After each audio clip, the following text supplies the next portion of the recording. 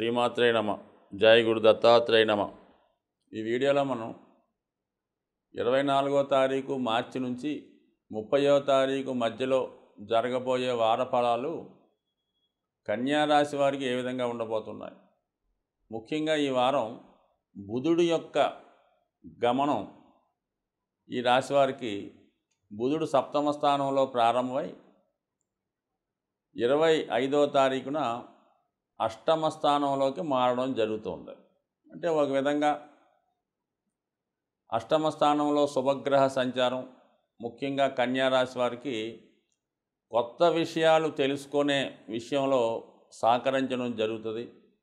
అలాగే వాళ్ళు ఒక గొప్ప గురువుని విద్యావేత్తని కలుసుకొని వీళ్ళలో ఉన్నటువంటి సందేహాలు నివృత్తి చేసుకునే అవకాశం ఉంటుంది.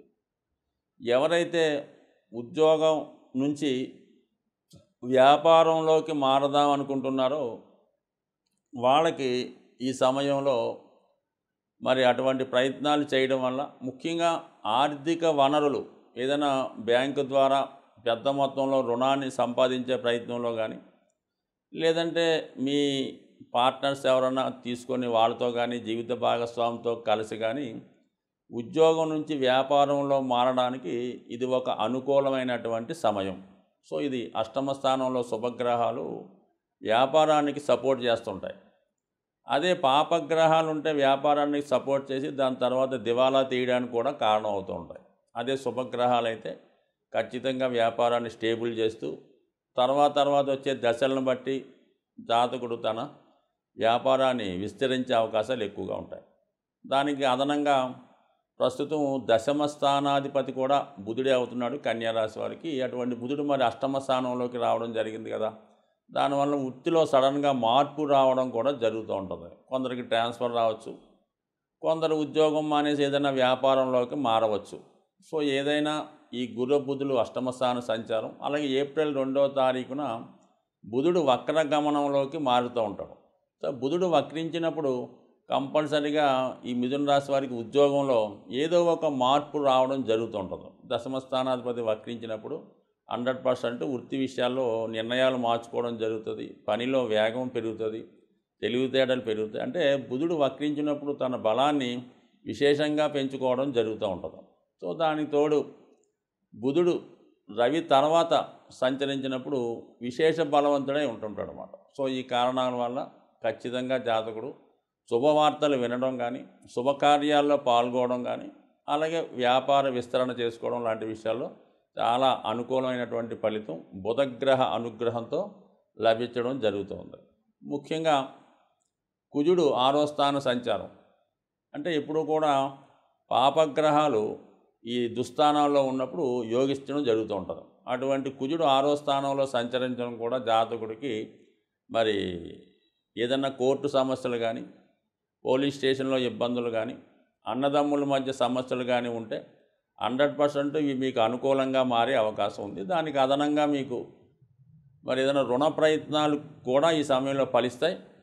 అలాగే స్థిరాస్తి సంబంధించిన లావాదేవీలు కానీ కంప్లీట్గా ఈ సమయంలో మీకు సాల్వ్ అయ్యే సూచనలు ఉన్నాయి. కానీ కొంతవరకు దగ్గర వాళ్ళతో రక్త సంబంధికులతో విరోధం వచ్చిన తర్వాత మాత్రమే మీకు రావాల్సినటువంటి భాగం మీకు రావడం కానీ మీకు న్యాయం జరగడం కూడా ఆ విధంగా జరుగుతూ ఉంటుంది. సో ఏదైనా విజయం మాత్రం తప్పనిసరిగా వస్తుంది, కానీ ఒక విధంగా బంధుత్వాన్నో స్నేహాన్నో పోగొట్టుకోవడం జరుగుతూ ఉంటుంది. కామనం ఈ కన్యా రాశి వారికి ఎప్పుడూ కూడా వీళ్ళ నుంచి సహాయం పొందిన వాళ్ళు తిరిగి మళ్ళీ వీళ్ళకి జీవితంలో ఉపకారం చేయడం అన్నది 100% జరగని విషయం.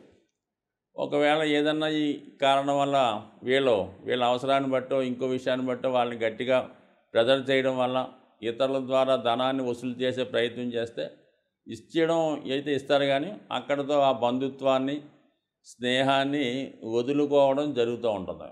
అందువల్ల ఏంటంటే సాధారణంగా ఈ కన్యా రాశి కన్యా లగ్నం వారికి బంధువులు స్నేహితులు చుట్టాలు పుష్కలంగా ఉంటే ఖచ్చితంగా వాడి దగ్గర ధన విషయంలో ఇబ్బంది కష్టాలు ఉంటాయన్నమాట.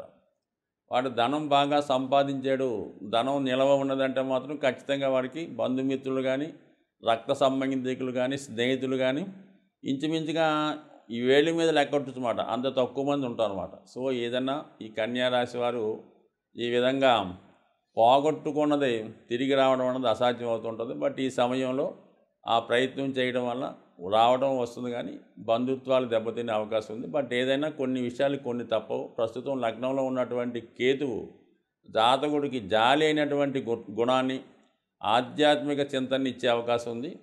మరి వారి స్థాయిని బట్టి, ఉండే ప్రదేశాన్ని బట్టి జాతకుడికి అనారోగ్య సమస్యల విషయంలో ముఖ్యంగా చర్మ వ్యాధులు కానీ లేదంటే అజీర్ణ సమస్యలు కానీ వచ్చే అవకాశం ఉంది. ఈ విషయంలో జాతకుడు జాగ్రత్త తీసుకోవడం అన్నది చెప్పుకోదగ్గ సూచన. బట్ ఏదైనా కన్యారాశి వారు నిరంతరం విఘ్నేశ్వరుడి ఆరాధన, అలాగే విష్ణుమూర్తి ఆరాధన చేసుకోవడం వల్ల ఖచ్చితంగా జాతకుడు అందరితో మంచివాడిగా ఉండే అవకాశం ఉంది. ఈ నెల ఇంచుమించుగా మనకి 30వ తారీఖుతో మార్చి నెల ఎండింగ్ అవటం, అలాగే మరి మనకి ఏప్రిల్ 9వ తారీఖున ఉగాది రావడం జరుగుతుంది.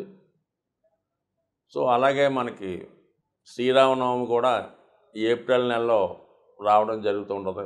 అంటే ముఖ్యంగా ఏంటంటే ఈ ఏప్రిల్ నెల అంటే మే తర్వాత వివాహ ముహూర్తాలు చాలా వరకు లేకపోవడం వల్ల చాలా వరకు వివాహ విషయంలో తొందరపడడం జరుగుతూ ఉంటుంది. మనకి సాధారణంగా దేవుడి కళ్యాణం జరిగిన తర్వాత వివాహం చేద్దామని కొంతమంది ఎదురు చూస్తుంటారు. సో అతి కొద్ది రోజులు మాత్రమే సమయం ఉండడం వల్ల ఎవరైతే చాలా కాలంగా వివాహ ప్రయత్నాలు చేస్తూ ఏదో విధంగా సంబంధాలు బాగా దగ్గరకు వచ్చి మిస్ అవ్వడం కానీ ఇక అనేక కారణాల వల్ల మరి వివాహాలు ఆలస్యం అవడం జరుగుతుంది. మరి రాబోయే శ్రీరామనవమి ఖచ్చితంగా వధూవరులకి శీఘ్ర వివాహం జరగడానికి ఒక అనుకూలమైనటువంటి పరిహారం అనొచ్చు, ఒక పుణ్య కార్యక్రమం కూడా అవ్వచ్చు. ఎవరైతే వివాహం కొరకు ఎదురు చూస్తున్నారో వారి యొక్క తల్లిదండ్రులు వివాహ శ్రీరామనవమి యొక్క పట్టాభిషేకం రోజు అంటే సీతారామ కళ్యాణం రోజు సంపూర్ణంగా మరి ఆ కళ్యాణాన్ని చూడటం వల్ల ఆ కళ్యాణంలో పాల్గొని సీతారాములకి వేసినటువంటి తలంబరాలు కొన్ని తీసుకొని మరి ఎవరికైతే వివాహం జరగవలసి ఉన్నదో వాళ్ళు విధి విధానంగా అమ్మవారిని అయ్యవారిని తలుచుకొని ఆ తలంబరాలు తల మీద ధరించడం వల్ల చాలా వరకు వివాహం మళ్ళా శ్రీరామనవమి వచ్చే లోపల 100% కొన్ని వేల మందికి ప్రత్యక్షంగా చూడడం జరిగింది. లేదు పేరెంట్స్ అవకాశం లేకపోతే స్వయంగా ఎవరికైతే వివాహం జరగాలో వాళ్ళు ఈ సీతారాముల కళ్యాణంలో పాల్గొని విధి విధానంగా ఆ తలంబరాలు తల మీద వేసుకోవడం వల్ల ఖచ్చితంగా